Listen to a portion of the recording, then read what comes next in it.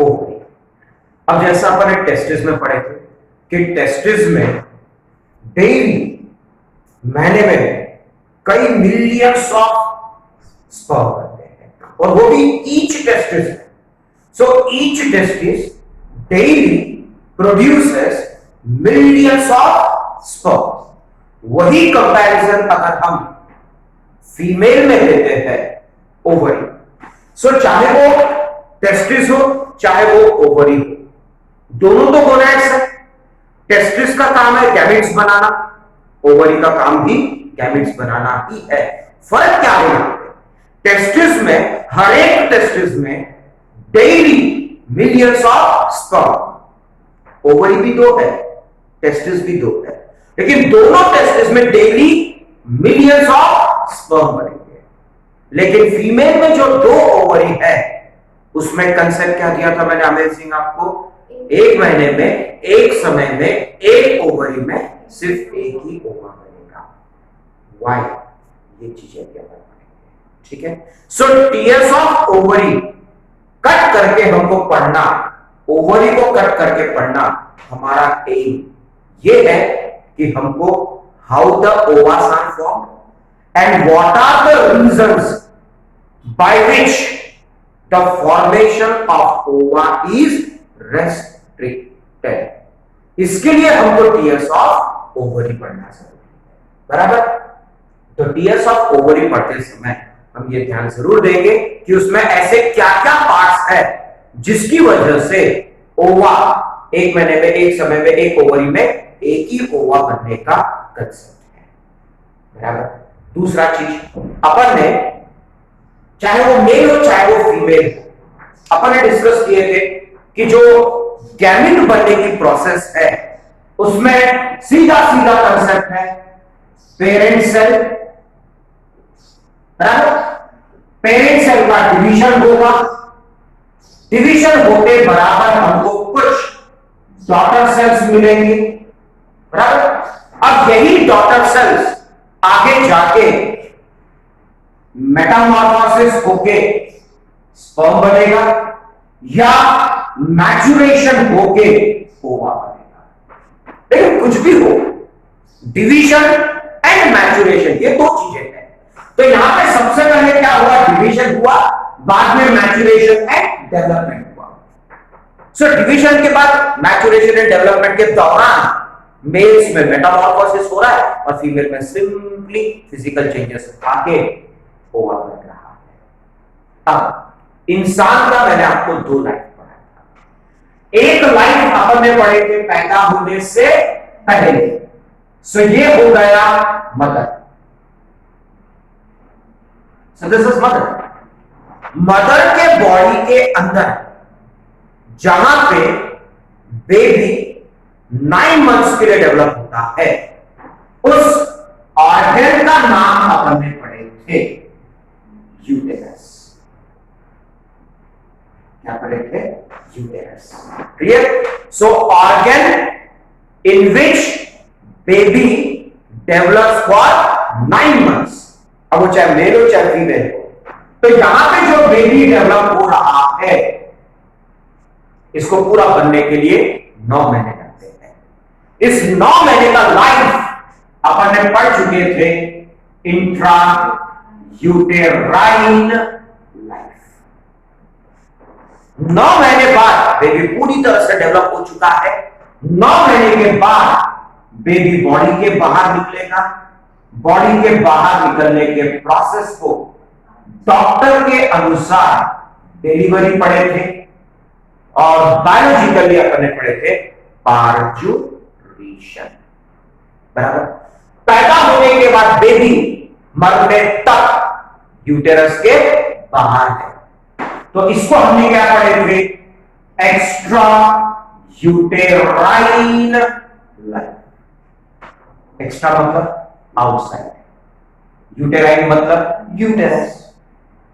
Intra, intra मतलब inside, uterine मतलब uterus, बराबर? अब इस दो लाइफ के दौरान हमने ये पढ़े थे पैदा होने से पहले जो कंस्ट्रक्शन हो गया।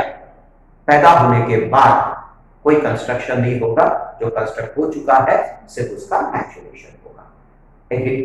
अब हमको गैमेट बनने की प्रोसेस की बात करें। अब सपोज ये होगा मेल, सपोज कोई भी दोनों कंसिडर करना है आपको। सपोज ये मेल है, अब मेल बेबी का टेस्टिस बन चुका है, और हमने टेस्टिस की पोजीशन भी वैल्यू पढ़े थे। पैदा होने से पहले टेस्टिस एब्डोमिनल कैविटी में होता है, पैदा होते समय खिसकते खिसकते नीचे आएगा और स्क्रोटम में आ जाएगा। Means before birth the testis is present in abdominal cavity, during birth inguinal canal and intrauterine life extra abdominal cavity मतलब स्क्रोटल कैविटी में आ चुका है। अब स्क्रोटल कैविटी में आ चुका है, ये बच्चा पैदा हो चुका है, बर्थ ओके इसका बर्थ।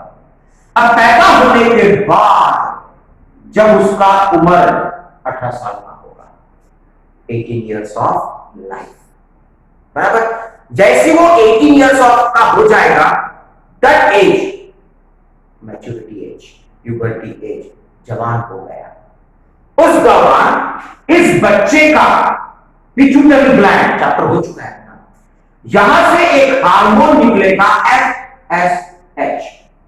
क्या फुल फॉर्म है, क्या है वो तो हार्मोनल में आ ही जाएगा। इस हार्मोन की मदद से उसके गोनैड्स में, टेस्टिस में FSH की वजह से जर्म सेल का डिवीजन होगा, मैच्योरेशन मेटामॉर्फोसिस होगा, फिर फाइनली क्या बन जाएगा, स्पर्म।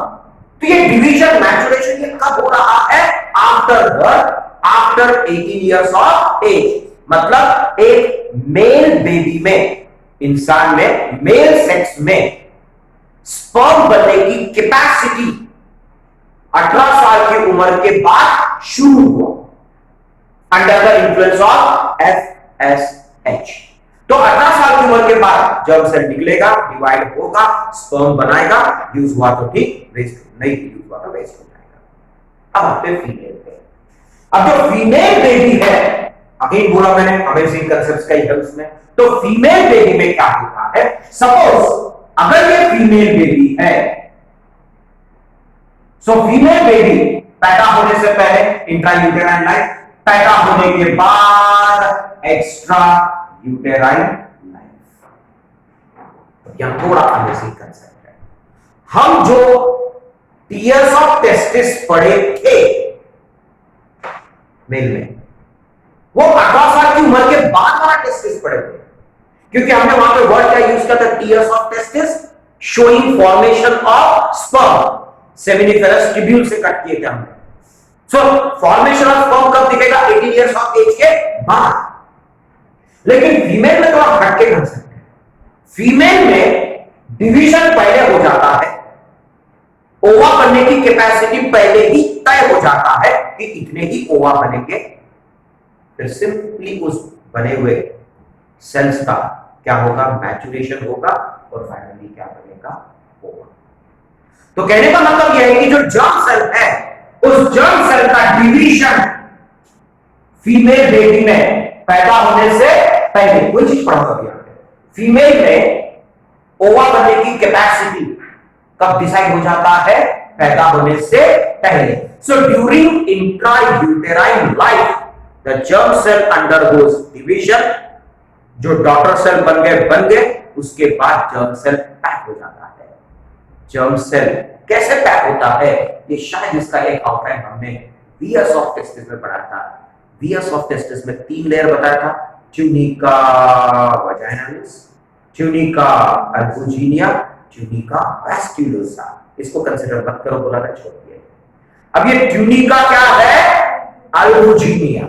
अब यही ट्यूनिका अल्बुजिनिया फीमेल में जर्म सेल को रोक देगा आगे जाके पैदा होने के बाद ओवा बनाने से। कैसे, क्यों, ये तब समझेगा जब हम ओवरी को कट करेंगे। इसका मतलब जो हम टीएस ऑफ ओवरी पढ़ेंगे वो 18 साल के बाद वाली उम्र का नहीं पढ़ेंगे, वो पढ़ेंगे कब, पैदा होने से पहले का, ताकि हमको ये तो समझ में आए, क्योंकि हमने टेस्टिस को क्यों काटा था, स्पर्म कैसे बनता है ये देखने के लिए। और मेल में स्पर्म कब बनता है? 18 इयर्स ऑफ एज के बाद। इसलिए हमने टीएस ऑफ टेस्टिस उस बच्चे का पढ़े जो 18 साल का उम्र क्रॉस कर चुका है। उसी प्रकार से हमको फीमेल में क्या पढ़ना है? TS of ovary showing the formation of ओवा।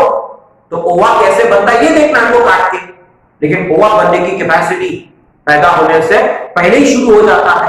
इसलिए हम एक फीमेल का 18 साल की उम्र के बाद का भी टीएस पढ़ेंगे और पैदा होने से पहले का भी टीएस पढ़ेंगे। 18 साल के पहले का पढ़ के कुछ फायदा नहीं, क्योंकि वो वही रहेगा जो पैदा होने से पहले रहेगा। इसलिए हम यहाँ पे टीएस ऑफ ओवरी में दो चीजों पे ज्यादा फोकस करेंगे, एक TS of ovary before birth और एक TS of ovary after birth. नहीं, after birth, after 18 years of age, क्योंकि पैदा होने से पहले डिवीजन हो चुका है, डिसाइड हो चुका है कितने ओवा बनना है, और पैदा होने के बाद 18 साल की उम्र के बाद एफएसएच की वजह से वो ओवा बनना आगे बढ़ेगा। कहने का मतलब पहले प्रोसेस शुरू हो गया, प्रोसेस रुक गया, बाद में प्रोसेस कंटिन्यू हुआ। सो पैदा होने से पहले प्रोसेस शुरू भी हो गया और वो प्रोसेस कुछ कारण से बीच में रुक भी गया, और 18 साल की उम्र के बाद वही प्रोसेस फिर से क्या होगा? कंटिन्यू होगा। शुरू नहीं होगा, पहले शुरू, स्टॉप एंड देन कंटिन्यू। यहां ऐसा नहीं है, स्पर्म बनने का प्रोसेस पहले शुरू हुआ ही नहीं, पैदा होने के बाद 18 साल की उम्र के बाद स्पर्म बनने की प्रोसेस शुरू और कंटिन्यू, और खत्म भी वही के वही। क्लियर?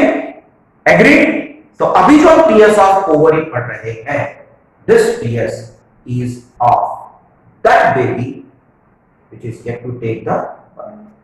मतलब हम टीएस ऑफ ओवरी उस बच्चे का पढ़ रहे फीमेल के जो अभी तक पैदा नहीं हुआ है, मतलब it is under construction. Agreed? शुरू करते हैं। तो आज अपन सिर्फ TS of ovary before birth, क्योंकि फिर कंफ्यूजन हो जाएगा। अगर मैं बिफोर बर्थ का पढ़ा दूंगा और थोड़ा सा आफ्टर बर्थ पढ़ा दूंगा, कंप्लीट तो होगा नहीं, फिर कंफ्यूजन क्रिएट हो जाएगा। ओके चलो, बट अगेन एक चीज याद रखना, यहां पे हम कुछ ऐसे शब्द यूज कर रहे हैं जिसका रियल कंसेप्ट से थोड़ा ज्यादा संबंध नहीं रहेगा, कारण हमको बेसिक चीजें समझने के लिए वो वर्ड्स यूज करनी पड़ेगी। कारण जब हम एक्चुअली जब oogenesis पढ़ते हैं तो थोड़ा बहुत फर्क होता है। उस दिन पढ़ा था मैंने आपको, उस दिन मैंने यहाँ स्पर्मेटोजेनेसिस एंड oogenesis पढ़ाया था।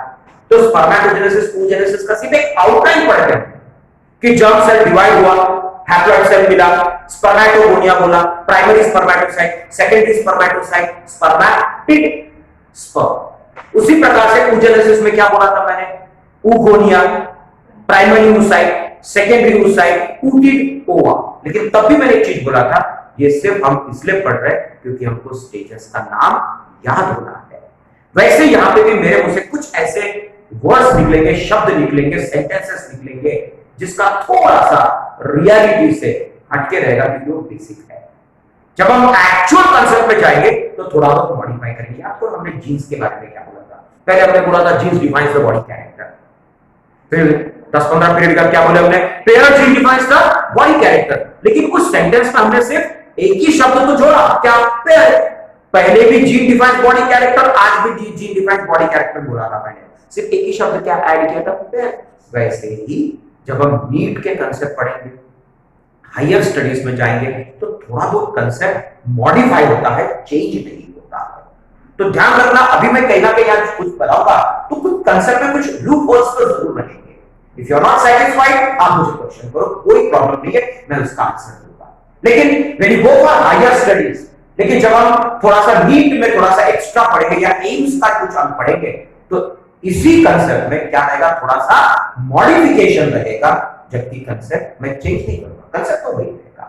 ठीक है? इसमें कुछ यहां पे ऐसे शब्द आएंगे जो हमको अभी फिलहाल बोर्ड्स के लिए बहुत ज्यादा जरूरी है, क्योंकि उतना भी लिखा तो आपको फुल मार्क्स मिल जाएंगे। जैसा उस दिन टीएस ऑफ टेस्टिस में एक चार्ट बताया था मैंने, अब नीट में उससे भी ज्यादा है ना, लेकिन हमने वहां पे थोड़ा सा कम लिया, समराइज्ड फॉर्म में।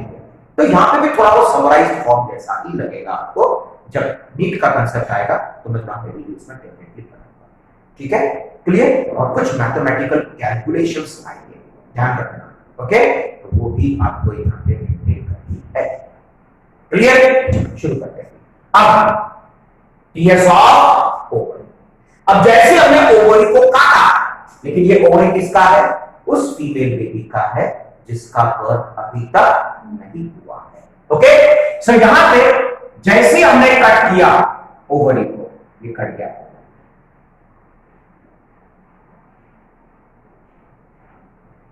ठीक, किसी भी ऑर्गन को काटो, अंदर में स्पेस पड़ा था, आपको याद होगा, और अंदर के स्पेस को हमने पढ़ा था ल्यूमेन, और जो साइड का एरिया रहता है उसमें पढ़ा था, दो रीजन पढ़ा था, outer region always cortex, inner region always medulla. बराबर? तो ये जो बड़ा वाला पोर्शन है, this one is what? Cortex, and this one is what? Medulla. Cortex and so outer region cortex, inner region, space ज्यादा किसमें दिख रहा है आपको? बस खत्म। जरूरी है कि सभी में कॉर्टेक्स ही ज्यादा रहेगा, मेडुला कम रहेगा, नो, वो अपने अपने हिसाब से वो एरिया को एडजस्ट करेगा, but area always, outer one is called as cortex and the inner one is called as medulla. सब जगह पे इवन मैंने बताया झाड़ का रूट भी काटो, outer cortex inner medulla, brain काटो, outer cortex inner medulla, stem काटो, outer cortex inner medulla, kidney काटो, पढ़ेगा आपने लोअर क्लासेस में, outer renal cortex inner renal medulla, सभी में होता है ये। बराबर? अब cortex, the cortex of ovary is also called as stroma. क्या बोलते हैं? इमेजिन करके बताओ, जो ओवास बनेंगे वो कॉर्टेक्स में बनेंगे कि मेडुला में बनेंगे कि दोनों में बनने के चांसेस है? देख के बताओ, सिर्फ आपको अपना दिमाग लगाना है कि दोनों में बनेंगे, ये भी बता सकते हैं। कॉर्टेक्स में सिर्फ बनेंगे, मेडुला में सिर्फ बनेंगे कि दोनों में बन सकता है? कैसे? आपने कैसे बोला कि दोनों में बन सकते हैं? ओके, चलो कॉर्टेक्स में स्पेस ज्यादा है तो कॉर्टेक्स में क्या बन जाएगा? ओवा। फिर मेडुला में क्यों बन सकता है? उसमें स्पेस है, उसकी ओपनिंग। मैं बंद कर देता हूं यहां से,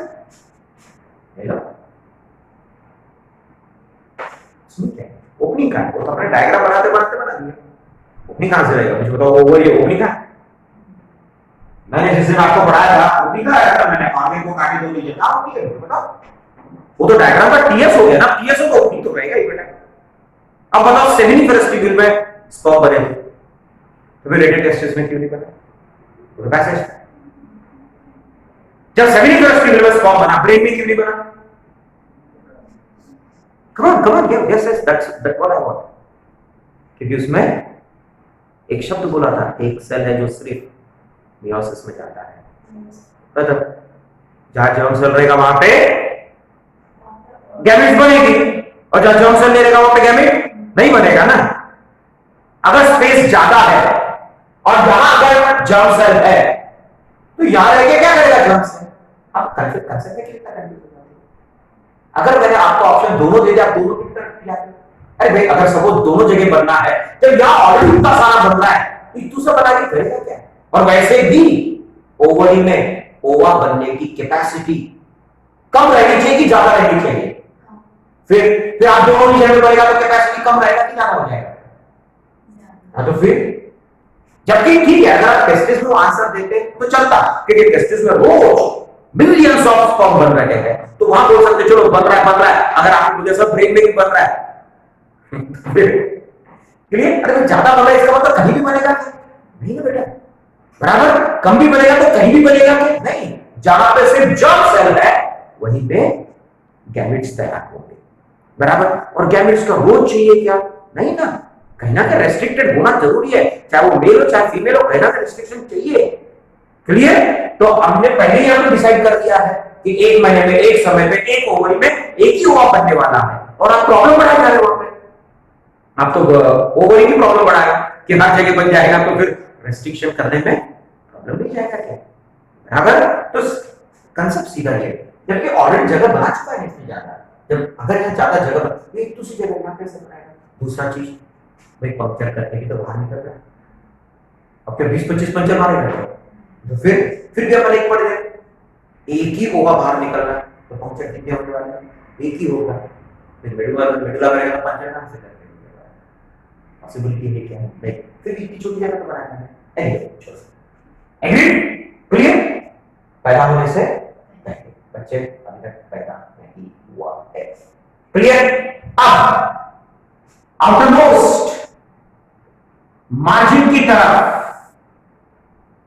जर्माइनल एपिथेलियल सेल्स,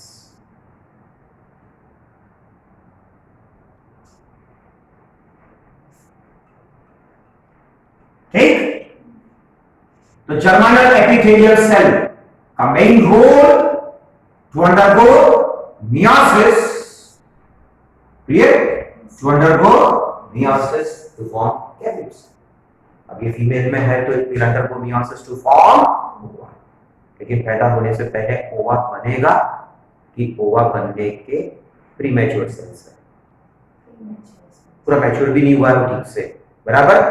सेल बना भी नहीं ठीक से और पूरी तरह से मैच्योरिटी भी नहीं आई है उसके अंदर में।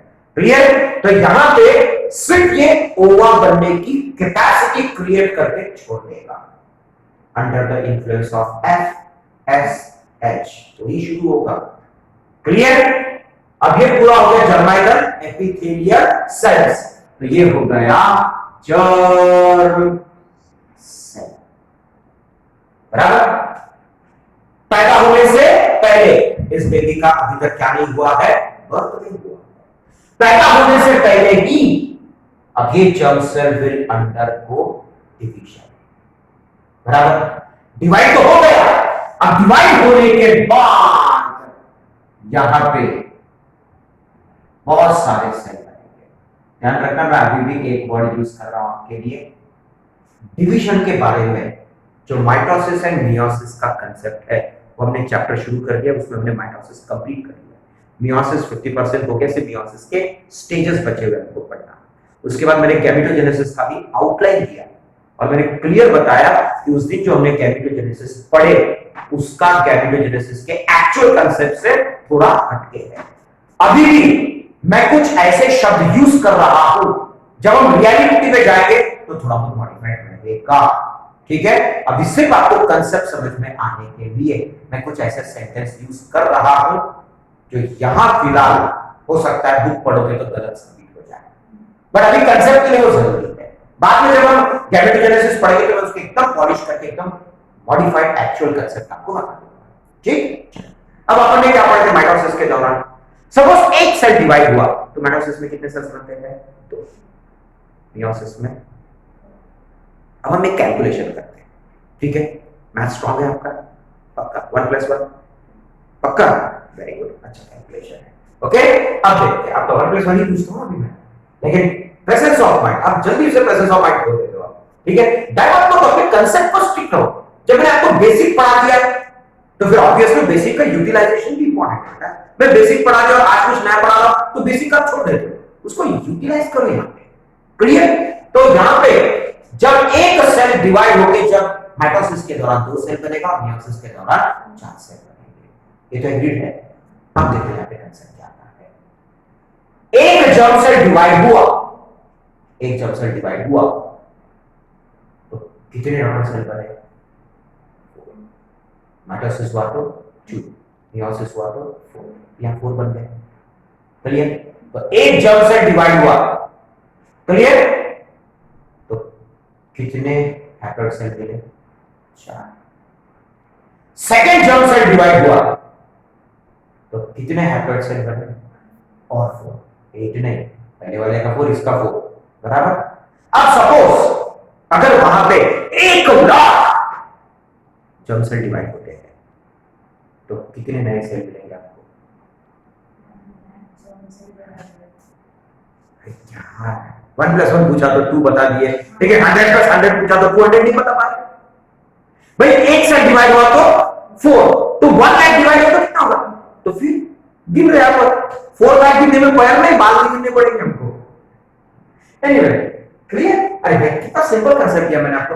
1 सेल डिवाइड हुआ तो 4 जर्म सेल मिले, और अगर 1 लाख डिवाइड होता है तो 4 लाख तो मिले बेटा। तो अब जरूरत है कि ओवर गिन गिन के डिवाइड करेगा क्या? नहीं ना, कहीं ना कहीं आगे आगे पीछे डिवाइड होगा। तो एक अपन दिमाग में रफ कैलकुलेशन लेके चलते हैं, कहीं ना कहीं हमारे पास 5 लाख, एक इमेजिन करके एक रफ कैलकुलेशन, 5 लाख क्या है हमारे पास में सेल्स है, डॉटर सेल, बराबर, डिवाइड होने के बाद बना, बराबर। अब ये जो 5 लाख सेल्स है ये बिखरे पड़े स्कैटर है कि एक बंच बना के, वेरी गुड। अब वो बंच का शेप देखो, एक पट्टी समान है, strip, biologically the strip is called as CORD, पढ़े होंगे ना, बराबर। तो ये जो सेल का बंच है एक कॉर्ड के फॉर्म में है, बराबर। किस फॉर्म में है? कॉर्ड के फॉर्म में है। और इस कॉर्ड के फॉर्म में जितने भी सेल्स है, सभी सेल फ्यूचर में जाके ओवा बना सकते कि नहीं बना सकते? पैदा होने के बाद बना सकते ना, इसीलिए क्या बना सकते फ्यूचर में? वो ओवा।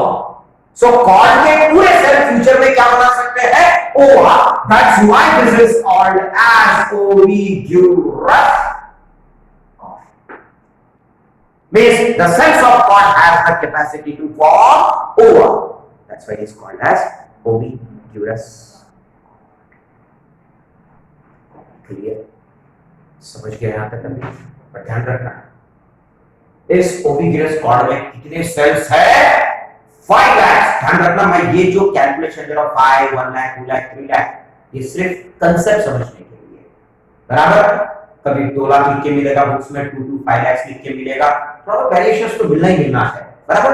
कंसेप्ट क्लियर होगा। अगर मैं फिक्स्ड 1.5, 1.2 दूंगा तो थोड़ा आपको कंफ्यूजन होगा, बराबर। बाद में एक्चुअल कंसेप्ट क्या देखेंगे, ठीक है। सो ओविgerous cord has 5 lakh of cell. ध्यान रखना, हमको कहीं ना कहीं ओवा बनने की कैपेसिटी को रोक देना है, ठीक। जैसे ही ओविgerous cord बना, ओविgerous cord बने बराबर इमीडिएटली इसके ऊपर एक लेयर बनता है। किसके ऊपर लेयर बना? बताओ। जर्म सेल के ऊपर बन गया।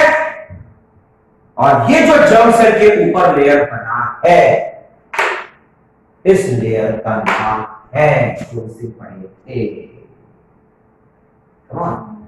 Very good, tunica अल्बुजिनिया। अब इस ट्यूनिका अल्बुजिनिया, इसने पूरे जर्म सेल के जो लेयर है उसके ऊपर बनने की वजह से पूरे जर्म सेल को उसने क्या कर दिया? पैक कर दिया। मतलब फ्यूचर में अब ये जर्म सेल निकल के डिवाइड होके ओवा बनने की कैपेसिटी खो दिया। क्यों खो दिया? समझ में आ गया? क्योंकि ट्यूनिका अल्बुजिनिया ने जर्म सेल को क्या कर दिया? पैक कर दिया। कब पैक किया? ओविgerous cord बनने के बाद। अब बताओ, फीमेल के ओवरी में पूरे पैदा होने के बाद मरने तक कितनी ओवा बनने की कैपेसिटी है? वेरी गुड, 5 लाख के ऊपर बन ही नहीं सकता है, कारण 5 लाख ही सेल बचे हैं, बराबर। लेकिन अगर ये जर्म सेल फ्री होता तो बनने की कैपेसिटी बढ़ जाता। और यही चीज ओवरी में है। हमने जब VS ऑफ ओवरी पढ़ा था, आपको याद होगा, हमने उस दिन VS ऑफ ओवरी पढ़े थे, सॉरी ओवरी वर्ड निकल रहे मुझसे, VS ऑफ टेस्टिस। जब हमने VS ऑफ टेस्टिस पढ़े थे, तब अपन ने यहां पे क्या पढ़े थे कि यहां पे अंदर में ये जर्म सेल है और ट्यूनिका अल्बुजिनिया जर्माइनल एपिथेलियम के अंदर की तरफ है कि बाहर की तरफ? बाहर की तरफ है। मतलब in males germinal epithelial cell pack हुआ कि नहीं हुआ? अनपैक तब बोलेंगे जब पहले पैक हुआ था, पैक बोलेंगे ना भाई। पैक ही नहीं होता, अनपैक कैसे बोलेंगे? पैक हुआ क्या? नहीं हुआ। मतलब life long germ cell male में मरने तक जर्म सेल क्या है? फ्री है। इसीलिए 18 साल की उम्र के बाद मरने तक मेल में क्या बन सकता है? एक 70 साल का बूढ़ा भी स्पर्म बना सकता है। रीजन, उसका जर्म सेल फ्री है। फिर अगर आपने पूछा कि सर ओवरी का अगर ट्यूनिका अल्बुजिनिया पैक नहीं हुआ तो क्या फीमेल में भी बनेगा? क्या बनेगा? क्योंकि जर्म सेल पैक नहीं हुआ। In that case the female ovary will be called as normal और एबनॉर्मल, खत्म। क्योंकि नॉर्मली क्या होना चाहिए? पैक होना चाहिए, नहीं हुआ तो एबनॉर्मल। नॉर्मली पैक नहीं होना चाहिए, पैक हुआ तो एबनॉर्मल। समझ गए कंसेप्ट? उसी दिन ये चीज मैं आपको बोल रहा था, tunica albuginea is common in both. अब in males tunica albuginea is outside the germ cell, that's why in males lifelong millions of sperms are formed. In females tunica albuginea is inner to germ cell, that's why this tunica albuginea has packed the germ cell, that's why the formation of ovaries are restricted. Clear answer? मतलब एक female में एक समय में एक ovary में एक ओवा क्यों बनेगा, उसका आंसर तो बाद में ढूंढेंगे, लेकिन ये तो कंफर्म हो गया है कि फीमेल में ओवा बनने की कैपेसिटी रेस्ट्रिक्ट हो गया है। मानते हो इस बात को? जबकि मेल्स में स्पर्म बनने की कैपेसिटी में कोई रेस्ट्रिक्शन नहीं है। उसका रीजन तो फाइंड आउट हो गया। आज हम 15 दिन से चिल्लाते आ रहे हैं, लेकिन आंसर आज मिला आपको। इसलिए मैं बोलता हूं कि वो टॉपिक आने दो तो वो पढ़ने में मजा आएगा। आपने मुझे पहले क्वेश्चन पूछा था, तब आंसर देता तो क्या समझता आपको? बराबर। इसलिए मैंने आपको बोला उसका मजा किरकिरा होना चाहिए।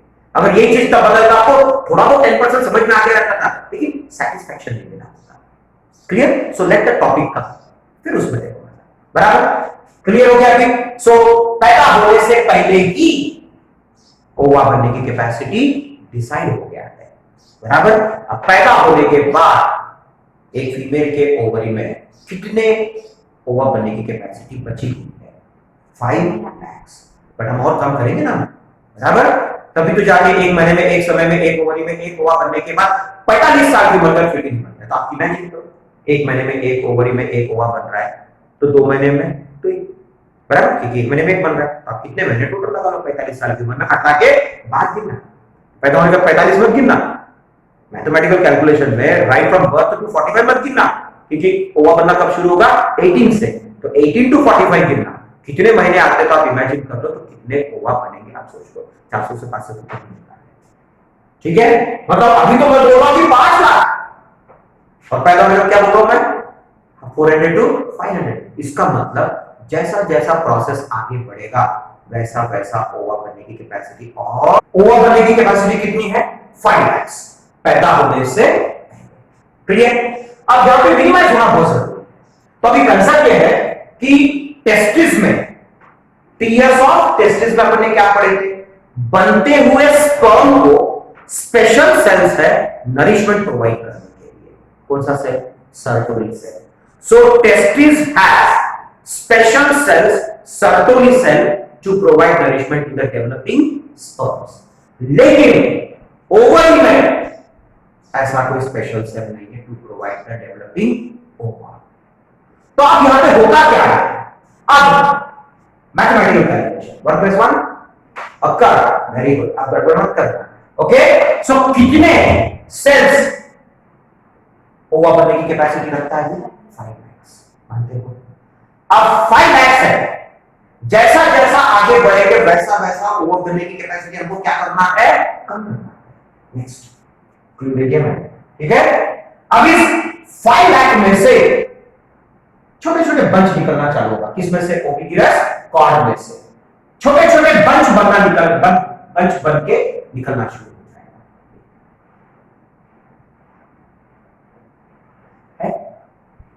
एक बंच में कितने सेल दिख रहे हैं आपको? 1 2 3 4 5, बराबर? And this bunch of cell is called as egg nest.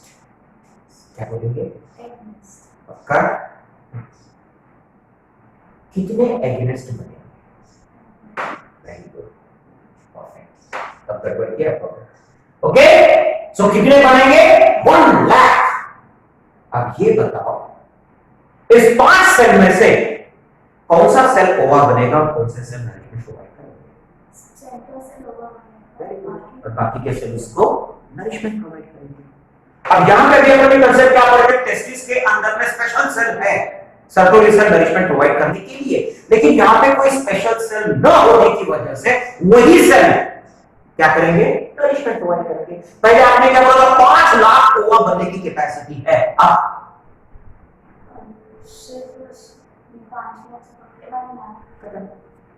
1 lakh बनने की कैपेसिटी आ गई ना, क्योंकि आपके पास 1 लाख एगनेस्ट है और 1 लाख एगनेस्ट में हर एक एगनेस्ट में एक सेल ओवा बनाएगा, बाकी के सेल उसको नरिशमेंट प्रोवाइड करेंगे। Good. So ovigerous cord is converted into egg nest. अब यही एगनेस्ट थोड़ा और मॉडिफाई होगा, अभी भी फीमेल बेबी का बर्थ हुआ है, ओके। अब सेंटर वाला सेल क्या बनाने वाला है, ova, and that is called as oocyte। क्या है क्वेश्चन पढ़े थे, बराबर, क्या बोलेंगे, oocyte। और इसको सपोर्ट करने के लिए एक लेयर बनता है, क्यों बनता है, क्या बनता है, सब हम बातें पढ़ेंगे। That is called as zona pellucida. क्या बोलते हैं, ज़ोना पेल्यूसिडा। और उसके सराउंडिंग में कितने सेल पड़े थे अपन ने, 4। तो उसके सराउंडिंग में ये जो 4 सेल्स है,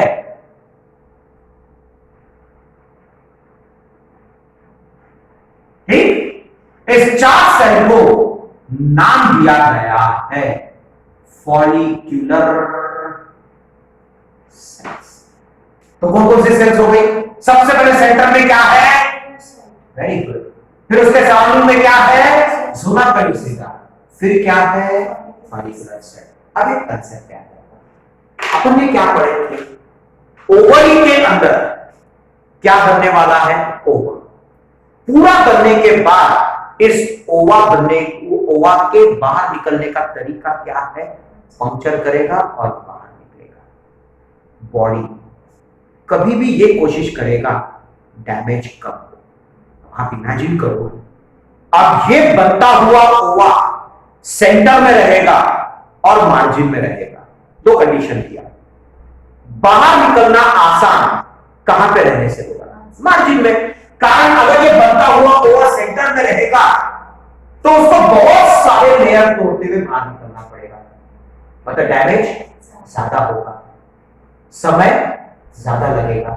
वही बनता हुआ ओवा अगर मार्जिन में रहेगा तो कम लेयर्स को तोड़ के बाहर निकलना पड़ेगा, डैमेज कम होगा, समय कम लगेगा।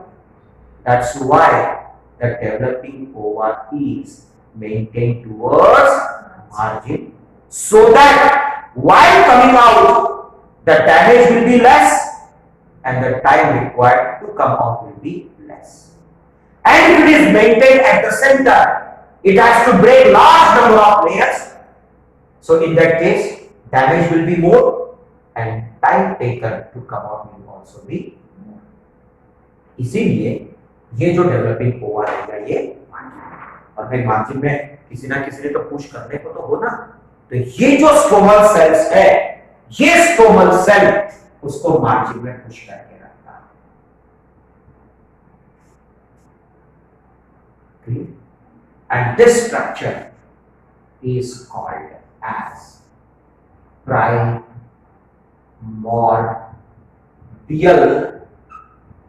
follicle। क्या नाम है, प्राइमोर्डियल फॉलिकल। अब इसका बेबी पैदा होगा, मतलब बच्चा पैदा होने से पहले कहां पे बन के रुक चुका है, प्राइमोर्डियल में। कॉर्टेक्स में तो बनेगा बट कहां जाके कौन से स्टेज पे आके रुक गया, प्राइमोर्डियल फॉलिकल। ठीक, तो एक बेबी पैदा होने से पहले अगर उसका ओवरी टीएस में लेते हैं तो क्या क्या पढ़े हमने उसमें, outermost region is called as cortex, innermost region is called as medulla, outermost layer is called as germinal epithelial layer or germinal epithelium cell। ये germinal epithelium cell will undergo division, it is going to form a bunch of cell which is in cord shape, has the capacity to form ova, ovigerous cord। As soon as the ovigerous cord is formed, tunica albuginea is formed and will pack the germinal epithelial layer so that in future a new germ cell will not or will lose the capacity to form the ova. Means the formation of sperm from new germ cell is formation of ova from new germ cell is restricted. गलती से अगर भूल गए तो वो आ जाएगा, वो बात की बात है। ओके, उसके बाद यहां पे जो ओविग्रस कॉर्ड है it is converted into egg nest. All the egg nests are converted into primordial follicle. याद हो गया पूरे पार्ट्स लाइन से क्या क्या पार्ट्स था पहले? कॉर्टेक्स, सीक्वेंस में पार्ट्स बताओ ना। अब मैं उंगली कहीं पे रोक तो बोलोगे क्या? पहला पार्ट कॉर्टेक्स, दूसरा पार्ट टेस्टिस, बोलोगे क्या? मेरा उंगली उधर गया तो आप अपना आंसर दो ना, मैं तो आपको कंफ्यूज करने उंगली नहीं रखूंगा। हाँ, कौन से पार्ट्स है? Cortex, okay, okay, very good. नहीं ये कौन बोलेगा? ओके चलो ठीक। हाँ तो ओके, प्रोसेस की कोई जरूरत नहीं। पार्ट्स चलो one second. Cortex, very good, medulla, okay, germ cell, very good, very good, then tunica, very good, primordial, egg nest, very good, primordial follicle, खत्म। अब जस्ट एक बेबी बॉर्न हुआ है फीमेल, न्यू बॉर्न बेबी, अगर अपन उसके ovary को cut करके microscope में फोकस करेंगे क्या क्या पार्ट्स दिखेगा आंसर? चलो लाइन से हो रहा है मेरे को। First, very good, cortex, very good, medulla, germ cell, very good, ovigerous cord, very good, tunica albuginea, okay, tunica albuginea, very good, come on, egg nest, very good, primordial follicle, मेरे मुंह से क्या वर्ड निकला? ovigerous cord is converted into egg nest is converted into primordial follicle, तो सिर्फ उसे follicle cord तक दिखेगा नहीं, egg nest तक दिखेगा। अच्छा मुझे बता, मैंने कहा बच्चा पैदा हो चुका है उसका वो नहीं लेना तो primordial cord बस, क्योंकि ये कन्वर्ट किसमें हो गया? egg nest किसमें कन्वर्ट हो गया? तो ये दिखेगा, ये दिखेगा, फिर तो वो कॉर्टेक्स भी दिखेगा, मेडुला भी दिखेगा, जर्म सेल भी दिखेगा, ट्यूनिका albuginea भी दिखेगा और प्राइमोर्डियल फॉलिकल्स। तो बुक्स में 2 से 3 लाख प्राइमोर्डियल फॉलिकल लिखा है। अब वो कैसे है वो बात की बात है, एटलीस्ट आपको समझ में तो हमको कंसेप्ट क्या चाहिए कि ओवा बनने का जब प्रोसेस शुरू होता है तो ऐसा लगता है कि बहुत सारे ओवा बनेंगे, लेकिन जैसा जैसा अलग अलग स्टेप में हम आगे बढ़ते जाएंगे तो ओवा बनने की कैपेसिटी कम होती जाएगी। इसलिए मैंने ये कैलकुलेशन किया 5 लाख 2 लाख 1 लाख अपन ऐसे चलते आए, बट एक्चुअली एग्जैक्ट फिगर क्या है वो आपको बुक्स में मिल जाएगा। अंडरस्टूड? क्योंकि वहां कैसा थोड़ा सा ऑड नंबर भी मिलेगा, तो फिर आप बोलोगे सर ऑड नंबर कैसे है, आप डिवाइड करोगे या तो 2 बन रहा है या तो 4 बन रहा है। तो मैंने कोई एक एग्जैक्ट कैलकुलेशन नहीं दिया, आपको कंसेप्ट दिया। कंसेप्ट ये है कि as the germ cell proceeds to form the ova, the capacity of the female body, female ovary, उसमें क्या होगा? कैपेसिटी, ओवा बनने की कैपेसिटी क्या होती जाएगी? कम होती जाएगी। कैसे? उसका ये एक्सप्लेनेशन है। अभी फीमेल बेबी कब पैदा होगा? तो पैदा होने के बाद 18 साल की उम्र के बाद प्राइमोर्डियल फॉलिकल कंटिन्यू होगा, बढ़ेगा नहीं। अब क्या होगा? कंटिन्यू। यहां पे क्या होगा? मेल में पैदा होने के बाद 18 साल की उम्र के बाद बना भी और कंटिन्यू भी हुआ। यहाँ पे पैदा होने से पहले बना, पैदा होने के बाद 18 साल की उम्र के बाद कंटिन्यू हुआ। That makes a difference here. ठीक, मतलब वो बनने की कैपेसिटी क्या होती है? बाद में अंडर द इन्फ्लुएंस ऑफ